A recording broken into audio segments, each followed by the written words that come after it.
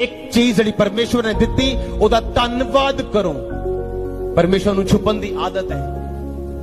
ਉਹ ਤੁਹਾਨੂੰ ਚਾਰ ਚੀਜ਼ਾਂ ਦੇਗਾ, ਤੁਹਾਨੂੰ ਲੱਗੇਗਾ ਵਾਹ ਇਸ ਦੁਨੀਆ 'ਚ ਸਭ ਤੋਂ ਬਲੈਸਡ ਮੈਂ ਹਾਂ। ਤੁਹਾਨੂੰ ਲੱਗੇਗਾ ਵਾਹ ਸਭ ਤੋਂ ਵੱਧ ਪਰਮੇਸ਼ਵਰ ਦੀ ਬਲੇਸਿੰਗ ਮੇਰੇ ਕੋਲ ਹੈ।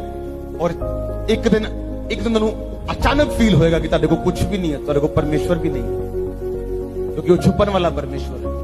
ਔਰ ਉਸ ਟਾਈਮ ਪਰਮੇਸ਼ਵਰ ਦੇਖੇਗਾ ਹਾਂ ਹੁਣ ਮੈਂ ਇਹਨੂੰ ਇਹ ਮਹਿਸੂਸ ਕਰਾਵਾਂਗਾ ਕਿ ਮੈਂ ਇਹਦੇ ਨਾਲ ਨਹੀਂ ਹਾਂ। ਜੋ ਕੁਝ ਇਹਦੇ ਕੋਲ ਸੀਗਾ ਉਹ ਇਤਫਾਕ ਨਾਲ ਆਇਆ ਕਿ ਇਹ ਤਾਂ ਵੀ ਮੇਰੇ ਨਾਲ ਪਿਆਰ ਕਰਦਾ ਹੈ ਕਿ ਨਹੀਂ ਕਰਦਾ।